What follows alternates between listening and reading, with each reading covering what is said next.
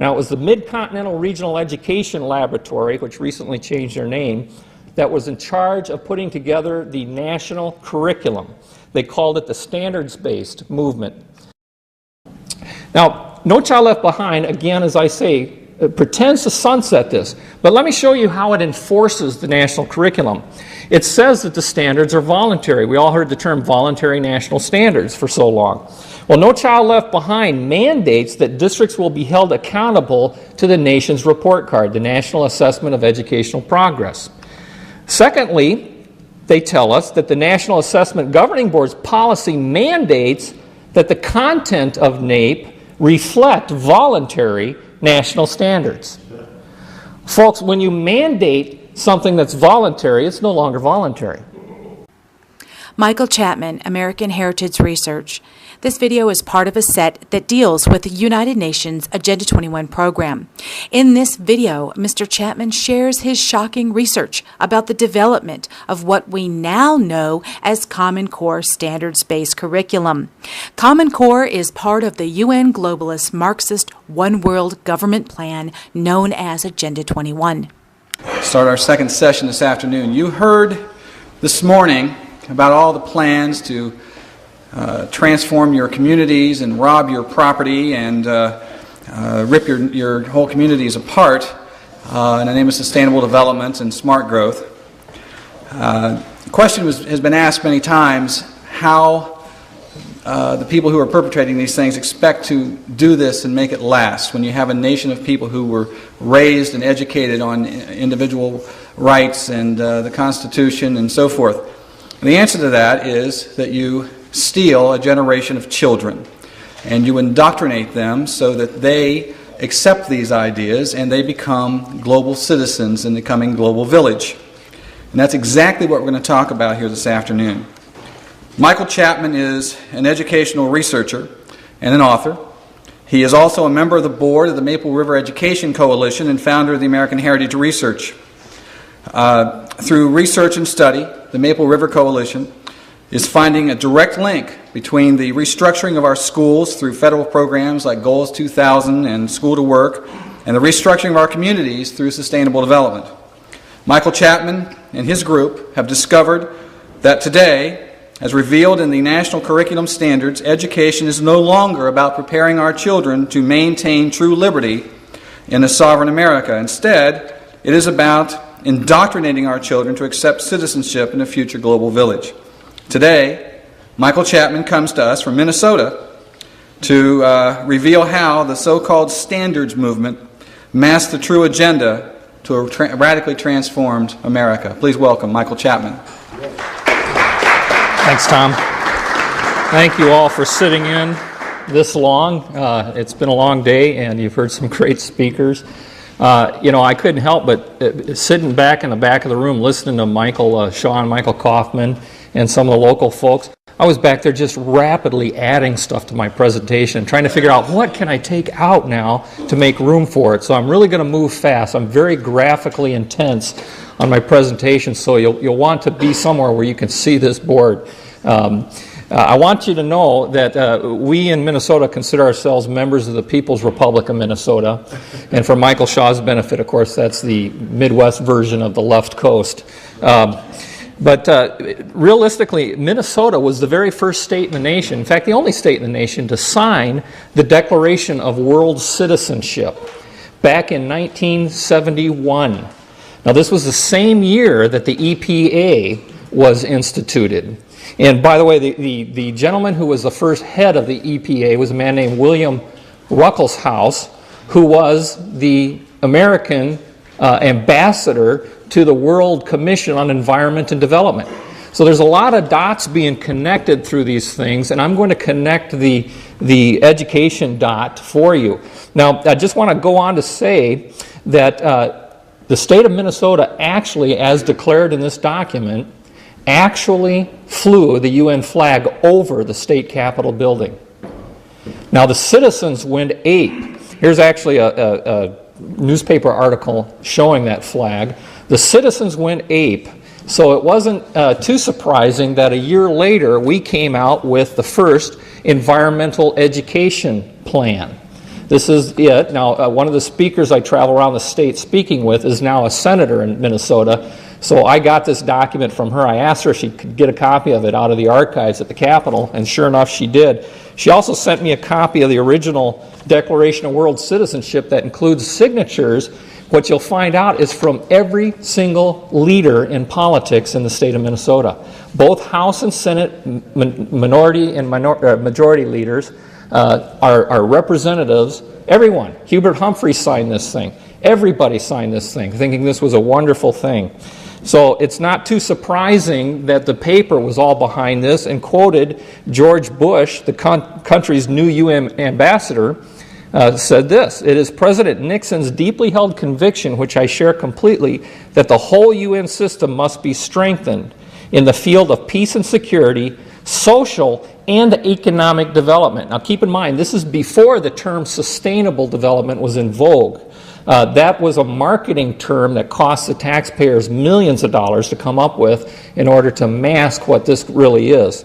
This has been in our curriculum since then, and it's been nationally in our curriculum since 1994, every single classroom in America. In fact, I have challenged teachers as I travel around to say, show me any textbook, any subject, any grade, any page, and I will show you blatant propaganda meant to transform this nation. Lincoln once said, the philosophy of the schoolroom in one generation will become the philosophy of government in the next. We are reaping the consequences of having turned a generation of children over to this new system. It's not too surprising then that UNESCO, in their September 2003 conference on education for a sustainable future, came out and declared 2005 to 2015 the decade of education for sustainable development. You will be hearing this term everywhere you go from now on for the next 10 years. Education for sustainable development. And surprise, surprise, they named UNESCO the lead agency for that effort, who said their goal is to integrate sustainable development into all levels of education in order to promote education as a key agent for change. Now, what does that mean? If you go to the UNESCO's website on education for sustainable development, you will find out the new role of education. They state, Chapter 36 of Agenda 21 embraces all ways in which people learn about the world around them, develop the values and lifestyles, and assume their responsibilities as global citizens to prepare for the future. Now that's why I title my talk, Preparing Our Children for Global Citizenship. It is the right term, it is the right definition for the marketing word, sustainable development. And it encompasses more than just environment, as you've heard so far. They go on to say education is the primary agent of transformation towards sustainable development. At the U.S., at the cost to the taxpayers of quite a bit of a $400,000 grant, I believe it was, we have developed the toolkit for education for sustainable development. And I apologize, I covered up the slide with the box that shows the economy, the society, and the environment as the three parts of this system. As you saw, I think it was Michael Shaw in the three-circle graphic. It says, from the time sustainable development was first endorsed at the UN General Assembly in '87, again, this document, the parallel concept of education to support sustainable development has been explored. That's a lie. It has been fully embedded in our curriculum in Minnesota since 1968. It's been fully embedded in the curriculum in the entire country since 1994. I'll show you how that works. But they go on to say that it will encompass the 40 chapters of Agenda 21. That is your federal national curriculum, the 40 chapters. Now, Chapter 36 deals with education, but it is to encompass the principles contained in all 40 chapters. The toolbox goes on to tell you, by the way, this was written in July 2002, so it's fairly recent. Goes on to tell you that world citizenship is the goal. And world citizenship encompasses the constellation that is all the principles, values, attitudes, and behavior that the people of the world must embrace if sustainable development, i.e. global citizenship, is to be realized. Now, this is a bureaucratic revolution in education. The prime bureaucracy is the U.S. Department of Education, which was instituted in 1979 by President Jimmy Carter as a promise to put the principles of sustainable development in place before the term was coined. But this was the entire purpose of the U.S. Department of Education, now I believe the world's largest employer. Under its direction is the Office of Education Research and Improvement. They oversee the 10 regional education laboratories. You can go to their website and see these are the 10 regions of the U.S., and each region has a director and a directorate to be responsible for each piece. Now, it was the Mid-Continental Regional Education Laboratory, which recently changed their name, that was in charge of putting together the national curriculum. They called it the standards-based movement. This, for instance, is the social studies curriculum that states that it is clear that the dominant social, economic, cultural, and scientific trends that have defined the Western world for 5 centuries is now leading in new directions. What were the ideals that define the Western world? We are now saying that's old business. We're now moving in some new direction. They go on to say the primary purpose of social studies is to help young people develop the ability to make informed and reasoned decisions. Who gets to define informed and reasoned decisions? For the public good as citizens of a culturally diverse, democratic society in an interdependent world. Now, this is all marketing gobbledygook that has real meaning underneath it. Sounds bad to you and I who are a little more in tune than the rest of the world into what this stuff really means. But keep in mind, we spent millions of focused market research to come up with the language to mask the agenda. The agenda is exposed by looking at the curriculum. But first I want to play a little video clip of the senior director of the Mid-Continental Regional Education Laboratory in 1989 as she revealed to the National Governors Association the agenda for education. She's going to list 3 important aspects of what education is about. Listen to for the 3. It seems to me that far too much of our efforts have been focused on the issue of let's find a short-term fix and fix up these schools and taking care of them, rather than the issue of understanding that what we're into is a total restructuring of the society. What is happening in America today and what is happening in Kansas and the Great Plains is not simply a chance situation in the usual winds of change. What it amounts to is a total transformation of our society. And the issue for most children and the issues for the society is that what has changed in education today is that we no longer see the teaching of facts and information as the primary outcome of education. During the past 10 years, we've been going through a reform movement. And that reform movement began with the governors of the nation, and basically what their concern was that they began to understand the very close relationship between economic development and human capital. Did you catch the 3 parts? Number 1, the total transformation of society.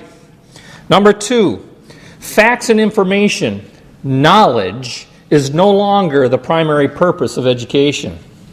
And number 3, the close connection between economic, let's call it sustainable development, and human capital, that is labor, human resource labor for a planned economy. Now, it shouldn't surprise you then to see this information in the Minnesota 72 plan. She said we've been working on this for over a decade. That was in 89. It goes back at least to 79. I have information that goes back to 1933, folks. It says environmental education is a new way of thinking. It is a lifelong process. How many have heard the term lifelong learning? It goes on to say that it requires basic cultural changes and the responsibilities must be shared by governments, schools, and businesses. Now, the way this is being done is through something called public-private partnerships. We've heard a little bit of that term. But this is a public-private partnership between government, education, and the economy or business. Reinventing government, education, and business. Now, the interesting thing to ask here is, what happens when you're in partnership with an 800-pound gorilla? The purpose of the other partners is to feed the gorilla. And that is, in fact, what is happening and what we're seeing taking place. Now, the first piece was Goals 2000 that finalized the plan, that changed the purpose of education in content. I often say there's only two problems with education. It's content and it's structure. We fix those two things and we fix education. The content piece came through Goals 2000. That locked the entire curriculum. It gave us a national curriculum, a national test, a national teacher's licensing rule that all 50 states signed on to merely because of the promise of grant money. The second piece was School to Work, also passed in '94. School to Work created the partnership between education and the economy. Knowledge is now derived at structurally what the planners will see the future economic needs are going to be and retrofit our children into specific career clusters. How many have heard the term career clusters? The schools here in Maine are being restructured as well. They were one of the 10 pilot states along with Minnesota. By the way, under No Child Left Behind, they have now renamed career clusters smaller learning communities. Doesn't that sound nice? Nice. And those are the grants now that your districts are applying for to help implement the same system. Now, the third piece is less known. That is the Workforce Investment Act. That created the state and federal boards, and it created the local investment boards in the various regions of your state to manage the whole thing. Now, this Workforce Investment Act, the only thing I want to say about it is it brought in a new term that you need to understand: appointed representatives. Now think about that a minute. The boards are made up of appointed representatives of business, representatives of teachers, representatives of parents, representatives of labor, The boards are by law have to be 51% business representative, but they're all appointed. You see, in a free society, those groups should get to vote and elect their own representation.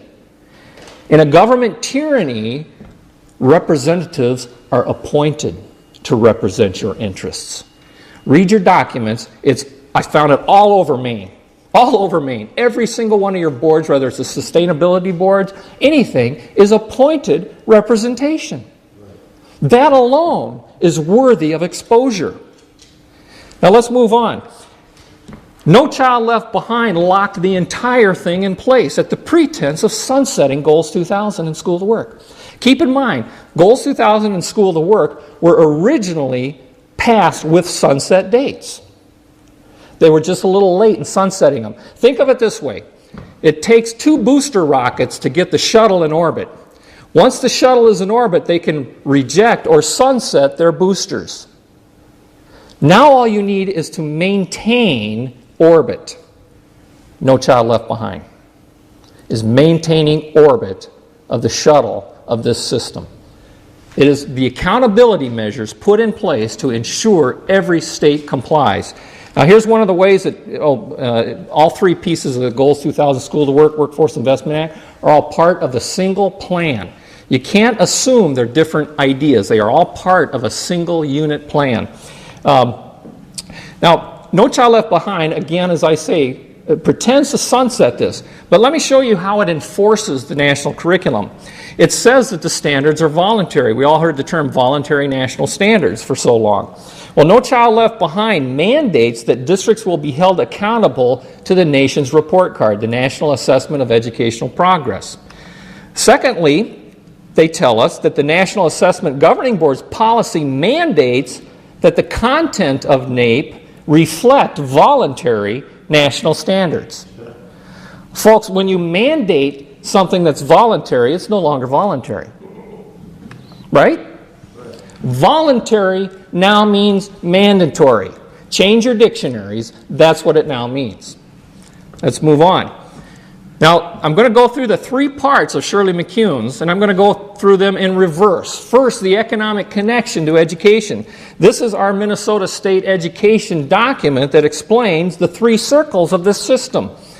Note, it is education reform tied to workforce preparation aimed at economic development.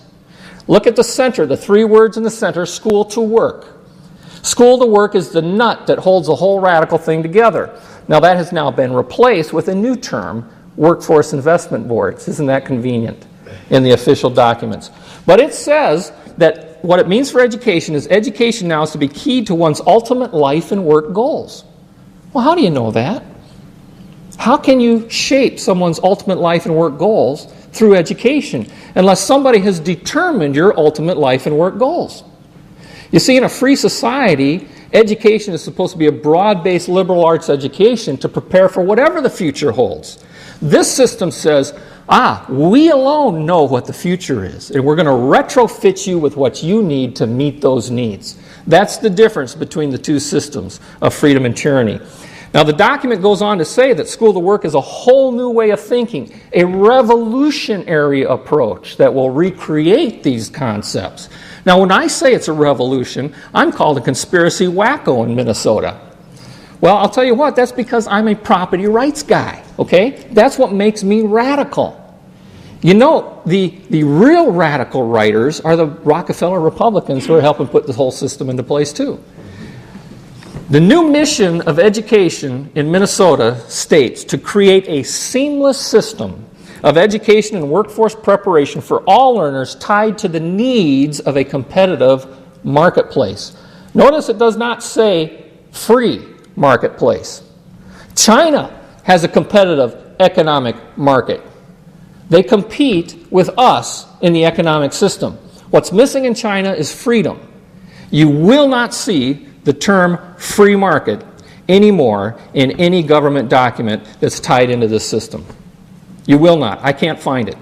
The only time I've ever seen it is in the history standards when they're talking about what has been. The new term is competitive economic marketplace. You don't have to be free to compete in a state-planned economy. This is our blueprint, and it tells us that based on federal and state research where job growth is anticipated, St. Paul secondary schools will consider 6 career clusters as the focus of their small learning environments. Now, in Minnesota's northwest region, this translates to taconite. So we're advertising people going into taconite mining production. That's the first mining step towards the production of steel. And they advertise with taxpayer dollars. Would you like to earn $65,000 per year in wages and benefits? Go into taconite. And all these high school kids are saying, hey, that sounds pretty easy for 65 grand. You know what the problem is? Right now, northwest corner of Minnesota has 30,000 laid off taconite production workers who'd love to be earning $65,000. This is government planning 101. Doesn't work. In fact, you can see here on the government's own projection that taconite is a dying industry in Minnesota. But what do we really need? Burger flippers. You see, we need labor for service industry now.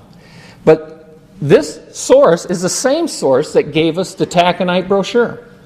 You see, in a state-planned economy, the left hand often doesn't know what the other left hand is doing. They're confused. It doesn't work. Can you imagine if you were able to predict this kind of future to retrofit your children for the future needs, how brilliant you'd be at the market? You know, these folks can't even get that right. How are they going to retrofit our children for what they perceive the future needs are? I want you to hear, though, how the left really believes they know the future.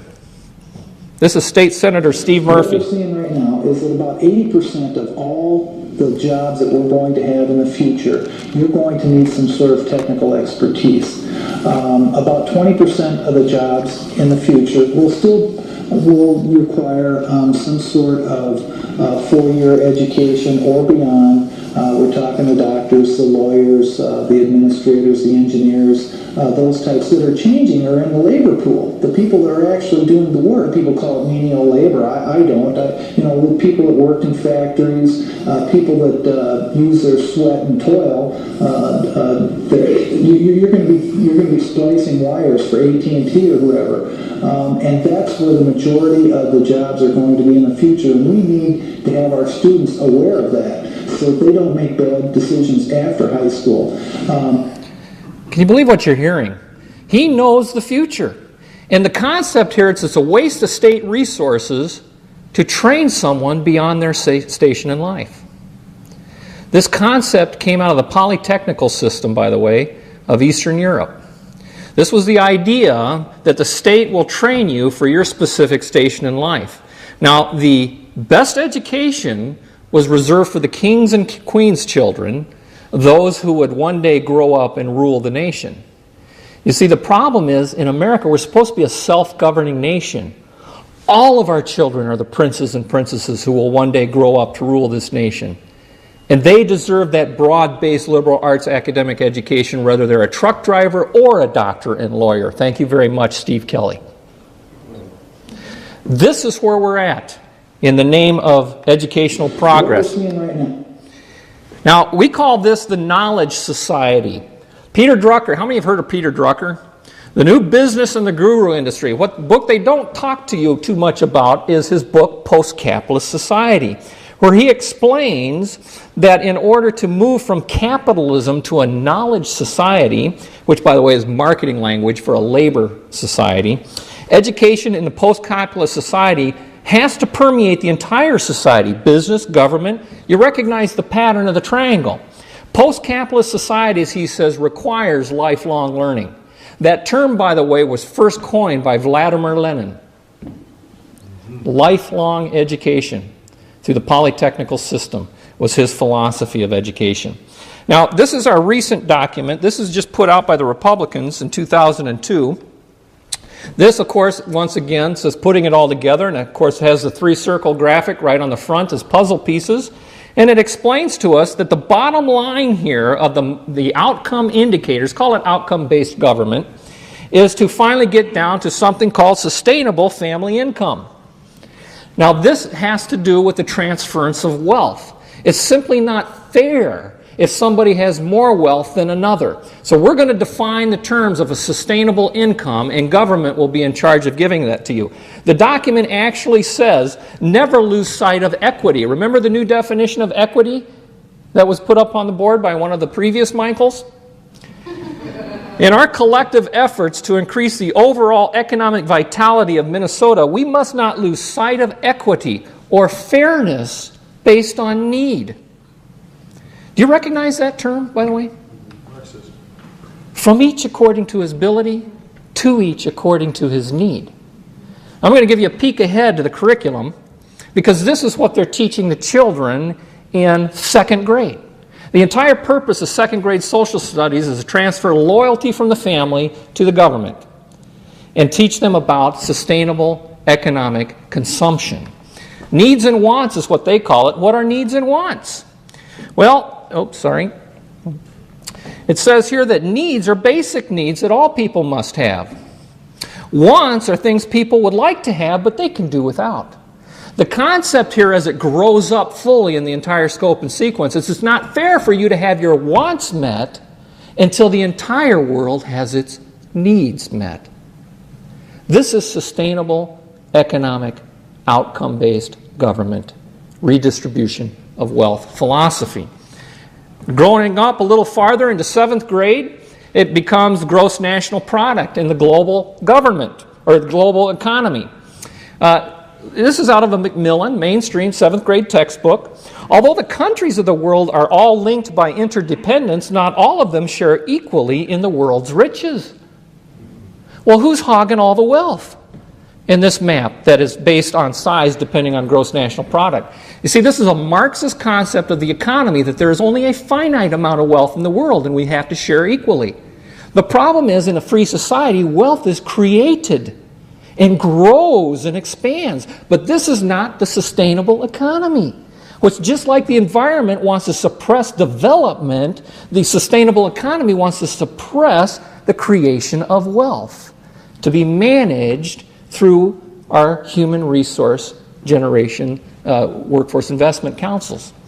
By the way, like I said, Minnesota is one of the states on the cutting edge. So was Texas. So is Maine. And this is fully embedded in the Maine education system. The book explains that Maine also is designing a school-to-work system offering structured technical training pathways for young people. Here's the quote that gives you the 80-20 that you heard our senator say. It's all the same. Every state has the same talking points. And then your governor goes on to tell us that the residents of Maine are increasingly aware that our education system must prepare students to meet unprecedented society and economic demands. To do so, all students must have the knowledge, skills, attitudes that are outlined in Maine's Common Core of Learning. And as you all well know, that is now called learning results. It's all the same thing. It's just repackaged under each new administration to make you think there's a new plan. It's all the same. And it's exactly the same in every state I've ever been in research. It takes me 5 minutes to research a state because I know what I'm looking for. And I can find it so easy. By the way, that's all I'm going to deal with the school-to-work system. Our video that is Senator Michelle Bachmann and I is Guinea Pig Kids, available here or at our website at edwatch.org. Moving on, the transformation of education.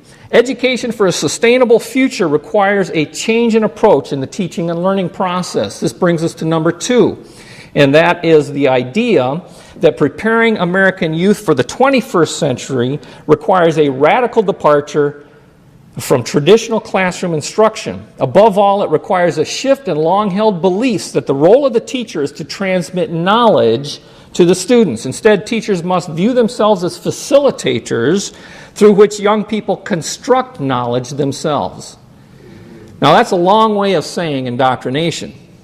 But the problem is, this came out of 1989, by the way, by the Carnegie Council on Adolescent Development, and is the plan now for our education system. The research link that I use is out of our State Department of Education, who did a research on performance-based instruction called constructivism. It tells us, basically constructivism means postmodernism. There is no truth. Students construct their own understandings of reality and realize that objective reality is not knowable. So why bother? The truth is, the truth which keep men free is being suppressed in order to prop up the attitude training agenda. And it moves on. You can see this through the final subject to fall by the national standards is education. This is our new math in Minnesota called Connected Mathematics. Based on the National Center of Teachers of Mathematics, Standard 3 tells us that students learn that mathematics is man-made, that it is arbitrary, and good solutions are arrived at by consensus. No lie. There is no truth, not even in math. Most of us assume 2 plus 2 is always going to equal 4. You're wrong. We might reach a new consensus. Consensus is the theme that is more important in math than math. Now keep in mind, this is based on a shift in worldview. Mathematics was not a self-existing truth discovered by man and the secrets of it unlocked. It was a social construction to meet society's need. This is the shift in thinking about all of our curriculum today. They're all based on the postmodern or constructivist approach. How well does it work? Well, they tell you. In the teacher's guide in the back, it tells us that because the curriculum doesn't emphasize arithmetic computations done by hand, some students may not do as well on tests assessing computational skills. We believe such a trade-off in the favor of CMP is very much to the student's advantage in the world of work. You see, we don't want children who can think about the numbers behind the buttons. We simply want children to be prepared to know which buttons to push. That's why the new cash registers at the fast food have pictures on them, not numbers. Our children are mathematically illiterate on purpose. How do I know on purpose? Why isn't this just a basic bad idea? because the Sustainable Development Plan tells us so. Generally, more highly educated people who have higher incomes consume more resources than poorly educated people who tend to have lower incomes. In this case, more education increases the threat to sustainability. Charlotte Iserby, I owe you an apology. I did not believe for the longest time it was a deliberate dumbing down. I thought the dumbing down was a natural consequence of a bad idea. Folks, it's deliberate. It's deliberate. So UNESCO tells us, indeed, in the 21st century, the literacy of sustainable development will be as essential to comprehending the world as were, past tense, the traditional skills of reading and writing at the start of the 20th century. Folks, this is real. It's happening to our children as we sit here every day, day in and day out. Goes on to say the effectiveness must ultimately be measured by the degree to which ESD changes the attitudes and behaviors of people, both in their individual roles and in their collective responsibilities and duties as citizens. And so we see the truth of this matter in a picture that was sent to us at Maple River Education Coalition. This central school model says the aim of education is the knowledge not of facts, but of values. And in fact, we were given this at a school to work conference put on by the state of Minnesota, defining performance-based instruction, which, by the way, is just a new term for outcome-based instruction, which said that learning has not taken place until behavior has changed. It goes on to tell you that values, attitudes, and interests can be learned and taught, and they can be objectively evaluated. How do you do that? Unless somebody knows the outcome attitudes that are desired? Well, the way we measure that is through something called an assessment. Has anybody heard of the term assessments? You ever wonder why they changed to that term instead of test? You see, the thing is, test is a measure of objective knowledge. What do we assess? We assess our houses for its value. We assess our cars for its value. Folks, we are now assessing our children based on their value, perceived value to society, based on how well they now demonstrate that they think like a globalist. That's the meaning of assessment. That's what we're doing to our children. Now, No Child Left Behind made it a federal offense for me to show you the NAEP test, so I can't do that anymore. But what I will show you is the results from this National Center for Education Statistics document that assessed the percentage of children who now believe it's government's responsibility to take on economic concerns. Keeping prices under control. 84.2% of America's ninth graders now believe it's government's responsibility to set prices. The curriculum is working. Providing industries with the support they need to grow. Supporting business. 66.2%. The curriculum is working. Guaranteeing a job for anyone who wants one. Government's responsibility. The curriculum is working. And finally, reducing differences in income and wealth among people. 63.5% of ninth graders, tomorrow's citizens, voters, and government officials now believe it is government's responsibility to redistribute wealth. The curriculum is working. It tells us that the assessments were not designed to measure knowledge of a particular country's government, but were developed instead to measure knowledge and understanding of key principles that are universal across democracies. Are these the key principles of democracy? I think not. Not the American version of a republic, by the way. Read Article 4, Section 4 of the Constitution. Guaranteeing a republican form of government, not a democracy. John Adams called democracy the devil's very own form of government because he said the most famous democratic vote in all of history was crucify Christ. And the government even knew he was innocent. That's democracy. That's why our founders were afraid of it. Who was the first man to call for worldwide democracy? Karl Marx. Did you know that? Well, how could kids think this way? Look at the national standards of economic curriculum. By the way, the voluntary mandatory national standards. Standard 16 says, students will understand that there is an economic role for government to play. Governments often define and protect property rights. Ooh, there's a tricky one. See, they got the word protect in there, but who defines the property rights? Government. If government defines property rights, there is no such thing as private property.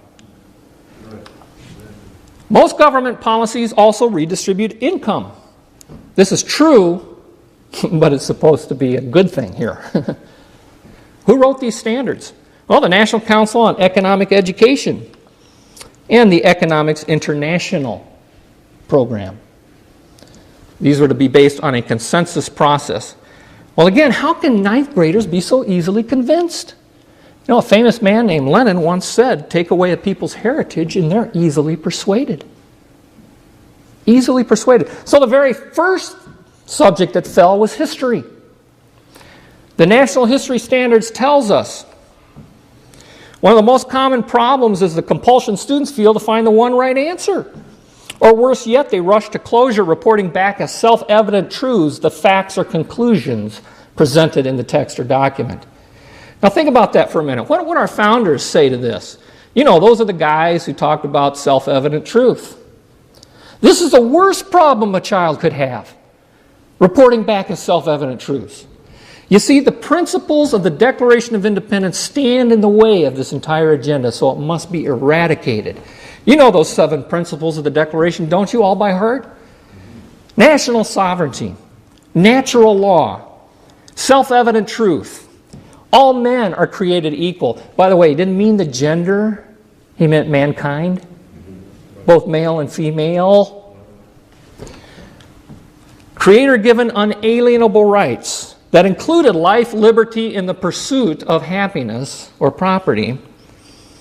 Government's purpose to secure these rights.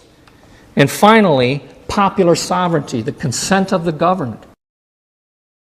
These are the principles that stand in the way of sustainable development.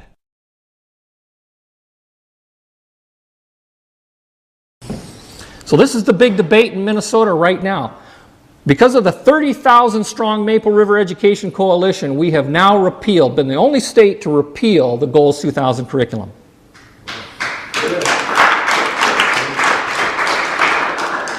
The debate now shifts to the replacement principles. We managed to get all of the Declaration principles in the House version passed, failed in the Senate. When it came out of conference committee, they were gone. When the chairman of the Joint Committee was asked why they weren't there, here was his response. The Declaration has no legal status in defining people's rights. None whatsoever. He repeated that on the floor of the Senate, by the way. But see, I'm a collector of rare founding era books. This is an original John Quincy Adams explaining the connection between these two great documents. John Quincy Adams put it this way. He said that the virtues which had been infused into the Constitution of the United States was no other than the concretion of those abstract principles which had been first proclaimed in the Declaration of Independence, namely the self-evident truths of the natural and unalienable rights of man, and the dissolvent sovereignty of the people, always subordinate to a rule of right and wrong and always responsible to the supreme ruler of the universe for the rightful exercise of that sovereign power. He went on to say, this was the platform upon which the Constitution of the United States has been erected. Its virtues, its republican character consisted in its conformity to the principles proclaimed in the Declaration of Independence. Folks, we celebrate the birthday of this nation on July 4th, not August 7th.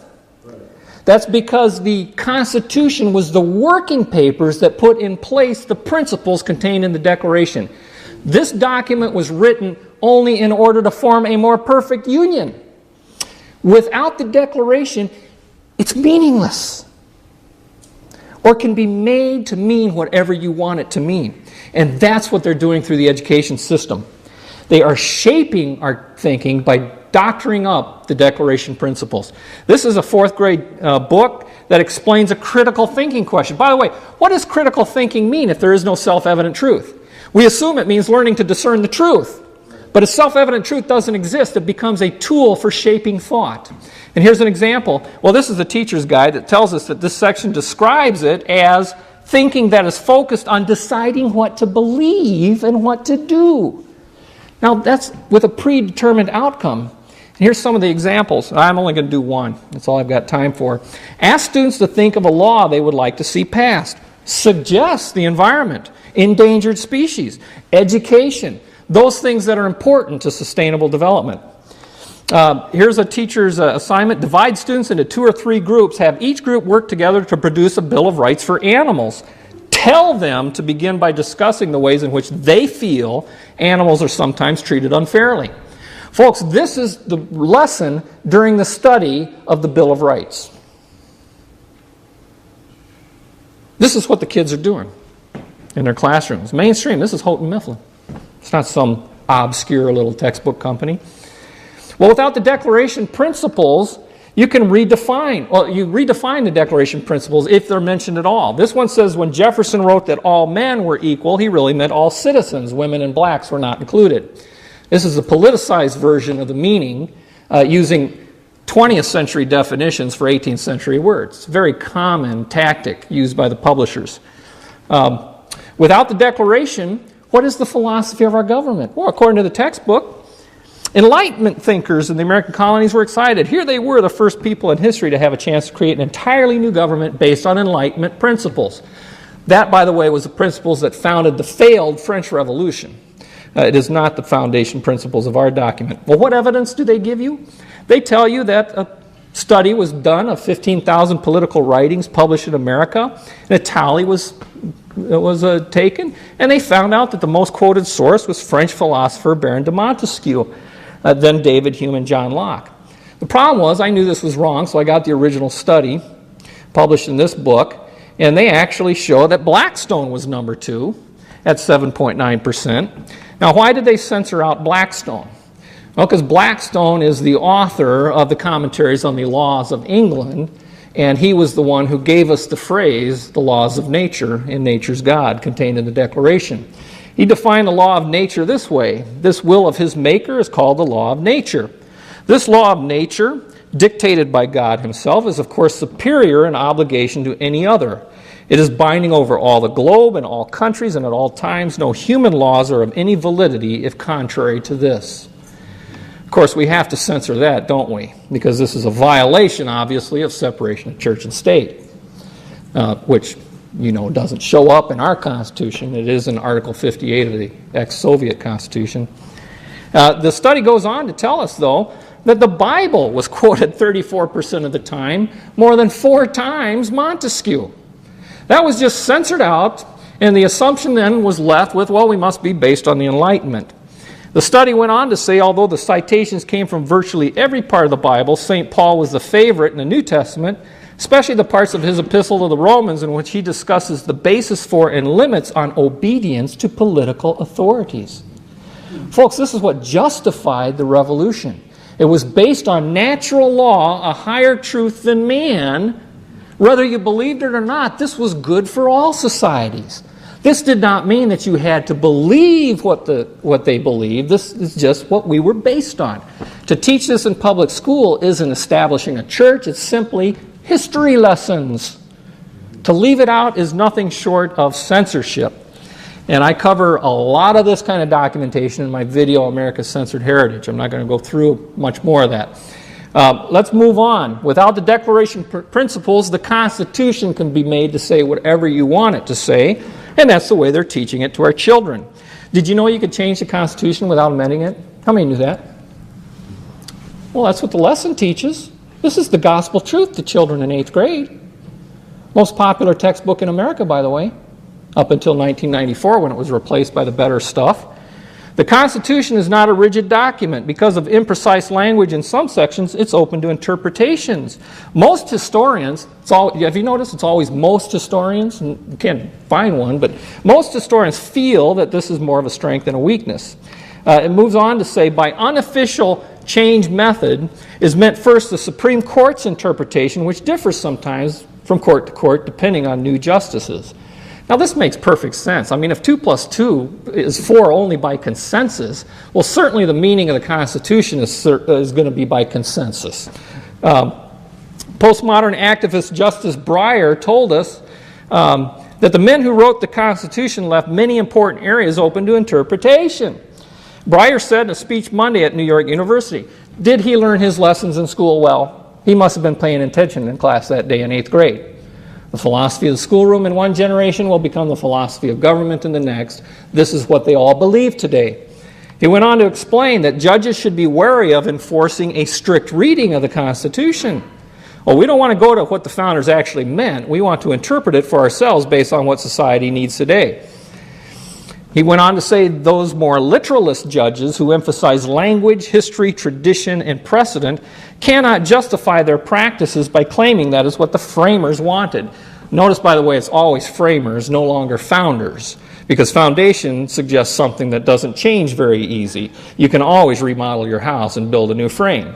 The framers did not say specifically what factors judges should emphasize when seeking to interpret the Constitution. Well, unfortunately, Justice Breyer never learned his history. Otherwise, he may have written or read Thomas Jefferson, who on June 12, 1823 said, on every question of construction, carry yourselves back to the time when the Constitution was adopted. And instead of trying what meaning may be squeezed from the text, conform to the possible one in which it was written.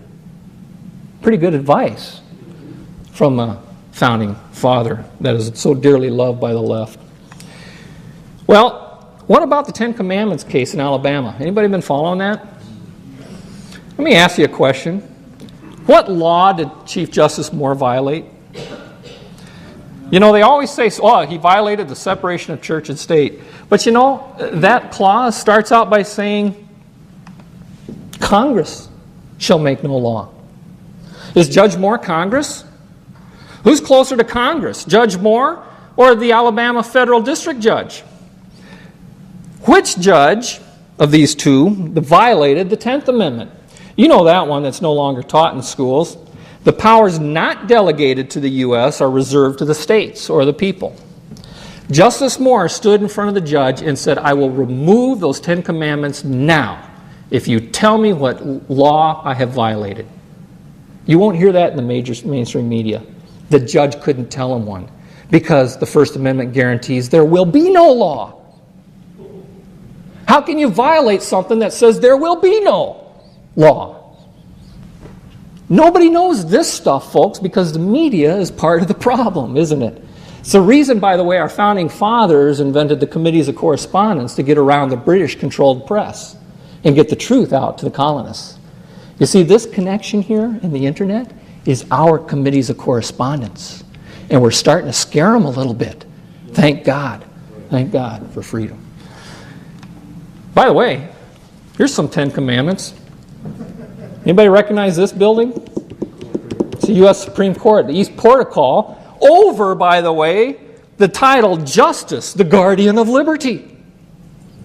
Cornerstone document, the 10 Commandments, that Blackstone told us was the basis of natural law. We used to teach this in our schools, by the way. This is a really liberal state book. This is a Massachusetts textbook on government. It's a series of questions. Is there a higher law than the Constitution? The Constitution is the highest human law, but the law of God is the highest of all laws. To whom are the representatives responsible? To the people and to God. Do laws which restrain a man from doing wrong infringe on his liberty? This is my favorite. They do not, because he has no right to do wrong. Profoundly simple if we taught that there is such a thing as right and wrong. We have replaced that now, folks. You know what with? Read your curriculum. Tolerance and intolerance. That's the new morality. And your children are being indoctrinated to tolerate all ideas as equal. That is the true meaning of the term. Look it up in your dictionary. That definition has gone through a metamorphosis. It no longer means putting up with something which is not acceptable, which is what it usually meant. It now means you must respect and honor the beliefs and behaviors of all. Look it up. It's changed in every dictionary I've looked it up in. If one were free to do right and secure against wrong, what would we have? Perfect liberty. It's what we had for 200 some years. The longest known successful form of government in the history of the world is the United States under its current Constitution. Now we begin to redefine it, but it's still hanging on tight by its fingertips as long as we don't let it slip away from us. Without the Declaration of Principles, the Bill of Rights means whatever. The best way to look at the true meaning of this amendment, Second Amendment, is to look at what the courts have said about it. Oh, really? Generally, the Constitution is considered to be a living document. No, it isn't. It's a bedrock document. Not anymore. Not under the current interpretation. It's shifting sands, and we're building our house on the sands, aren't we? Constitution is considered to be a living document, which means that the interpretation changes to meet the needs of the times. The judges and courts of each generation provide the interpretation of the document. In this case, the courts, the Second Amendment only provides the right of a state to keep an armed National Guard. A blatant, historic lie. Without the Declaration of Principles, the Bill of Rights limit the people rather than Congress. May citizens enjoy rights that are not listed in the Bill of Rights? Keep in mind, they no longer teach the 9th and 10th Amendment. Teacher's answer? No. No. The Bill of Rights is now being interpreted to our children as a document that limits the people. Without the Declaration, government no longer secures our rights, it defines and grants them. Remember now, the national standard said governments often define property rights. Here's a good one for Mary Alice. The new way they're teaching it, zoning is a system of land control that gives governments the power to define and use land in certain areas. We heard how that shifted. Michael Chapman did a beautiful job of explaining the shift that has taken place. It's been our curriculum this way for 15 years, at least. I've traced it back 15 years. Economic rights allow you to participate freely, which includes the rights to own property, but always subordinate to the government's right to exercise its right to take property for public purposes. This is a direct quote right out of the curriculum your kids are learning from. This is the way it's taught now. If government defines property rights, there is no such thing as private property. There is only police power. And the police power allows the government to restrict the use of property through zoning laws or force an owner to give up his or her land. Folks, it's coming. This is what the future citizens, government leaders are believing today. Governments sometimes use the power of eminent domain to protect the environment. Taking land for environmental reasons generally falls under controlling pollution or preserving natural areas. I look out before me and I see a fairly nice looking natural area. 5 minutes. This is telling us that government has the right to take it based on that criteria alone. This is the next step in the progression of what we're fighting today. We may win the battle today, but you can't teach an old dog new tricks. You can teach new dogs new tricks. That's what's happening. We're going to lose our nation even if we win today, if we don't get back education. Well, reorienting education, according to UNESCO, prepares students to transform society for the future. A curriculum reoriented towards sustainability would place the notion of citizenship among its primary objectives. Citizenship training with the right attitudes. That's the reason No Child Left Behind names the Center for Civic Education as the only NGO allowed to write our standards for civics training. This is the federal curriculum, and all of its themes are embedded in every subject. The subjects are now just carriers for the federal themes. They also named the We the People program, also written by as America's model textbook. This is the reason most of your schools are using this now, because it's free. You've already paid for it through your tax dollars. They also, by the way, are in charge of not just the standards and the curriculum, but they have the contract to write the NAEP test. So one NGO, nobody got a chance to bid for this contract, has the contract for the standards, the curriculum, and the assessment. And they will tell you, oh, by the way, CCE was a NGO started by this man, Chuck Quigley, out of Berkeley, California. He's still in charge of it. This was founded in 1968, a radical leftist group that wants to take control, along with the UN. On their website, you can go and find out what teaching democracy globally, internationally, and comparatively for the 21st century mission of schools really is. They state, in the past century, the civic mission of schools was education for democracy in a sovereign state. Old news, folks. In this century, by contrast, education will everywhere become more global and international, and we ought to improve our curricular frameworks and standards for a world transformed by globally accepted and internationally transcendent principles. Those things which, according to these radicals, believe is central and common to all such nations. Lowest common denominator, by the way. If you want to read more about the federal curriculum, Alan Quist's book, Fed Ed, is a must-read. But let's start with the curriculum. It opens by telling you the primary purpose of this textbook is not to fill your head with a lot of facts about American history and government. Well, at least they admit it. They go on to tell you in their final chapter, always read the final chapter, it tells you where they're taking the kids. This lesson looks to the future. You focus on some major developments taking place in our society that are likely to affect the very nature of citizenship during your lifetime. When you complete this lesson, you should be able to explain how our nation's greater interdependence with the rest of the world is changing the pattern of civic loyalties. This is the real meaning of civics education and why it is endorsed by No Child Left Behind. Textbook goes on to tell you that we will be studying about the global village, and it ends by asking the question, what advantages might be offered by world citizenship? What disadvantages? Do you think that world citizenship will be possible in your lifetime? Folks, if you read this book, the answer is, oh yeah, I can't wait. I can't wait. That's what our kids are learning now. This is a calendar in Minnesota, Apple Valley School District, that tells us that learning for a lifetime means our graduates will be global citizens who see themselves as part of an international community. This is the movement in education, and global citizenship is one and the same with sustainable development. What they do is they declare the Bill of Rights old-fashioned.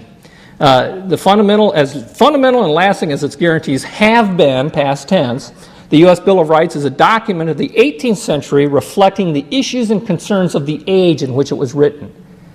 They go on to explain then that they are considered negative rights because they prevent the government from acting, which is true. But they go on to teach that it is doubtful that the founders had in mind an uncritical acceptance of the wisdom of the past. And it is within the sovereign authority of the American people to revise or abolish entirely the Bill of Rights. Now that I told to a very conservative U.S. congressman who said, well, you know, that's true. And I said, not if you believe that these are unalienable God-given rights. Only if you believe that they are given by man. And he was like, you know, you're right. I never thought of that. This was a U.S. very conservative congressman. What did they promote? The positive rights, the Universal Declaration of Human Rights. Why? Because instead of preventing the government from acting, they require it to act to ensure such things as economic security, health care, and a clean environment for its citizens. Isn't that wonderful? Well, see, folks, this is exactly what we're teaching and assessing our children. to ensure that they now believe it's government's responsibility to give us security, health care for all, in a clean environment. Government becomes God. Did you know, by the way, the Declaration of Human Rights declares a new God? Where do rights come from under the Universal Declaration? Article 29.3 says, "These rights and freedoms may in no case be exercised contrary to the purposes and principles of the United Nations." It enumerates your rights and then it takes them away. Government becomes God. Now, what is the duty of all followers of God? Follow God. What is the duty of citizenship? It means to serve your benevolent master. Citizenship now in the national curriculum is defined as the status of being a member of a state, one who owes allegiance to the government. One who owes allegiance not to the principles upon which freedom is based, that we may judge government, but government. This was exactly the defense of the Nazis at the Nuremberg trials. Exactly. The only way they were convicted is even then the international court, represented by U.S., appealed to a higher law than government. This is the true meaning of the rule of law.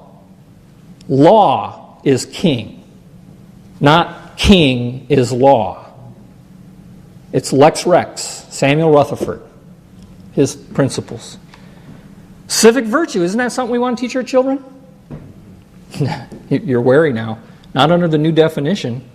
The dedications of citizens to the common good, even at the cost of their individual interests or rights.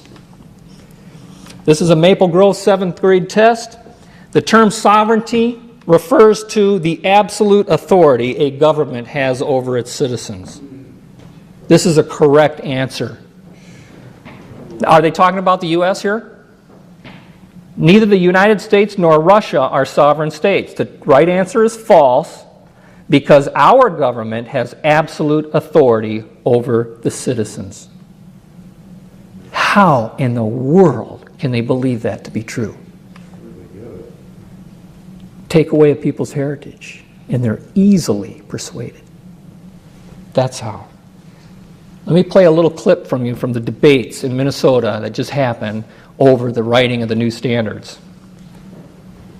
Let me ask you, Senator Kelly, I also noticed missing from the current standards that was in the House version was also other such principles such as national sovereignty, natural law, and free market enterprise.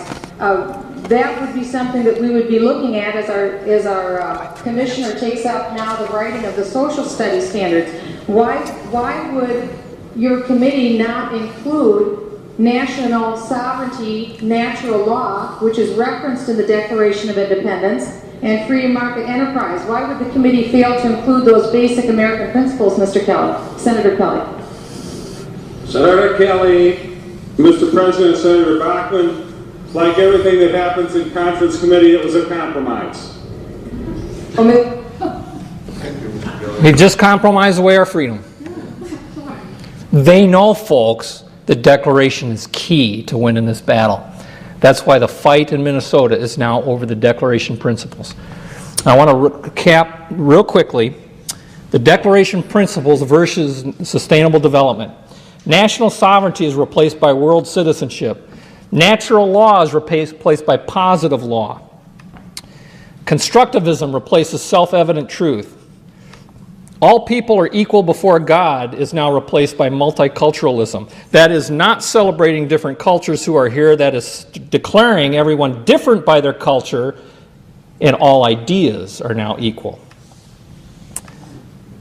Equal opportunity was under one. Equal outcome is now the rule of the day. Creator-given unalienable rights is now government-defined rights. Purpose of government was to secure rights. Now the purpose of government is to distribute fairness.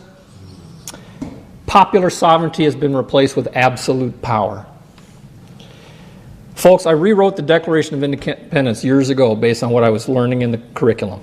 It is now we hold these concepts to be self-actualized, that all genders have evolved the same, and that based on their human nature, they are now entitled to certain basic rights, that among these are choice, license, and the pursuit of fairness.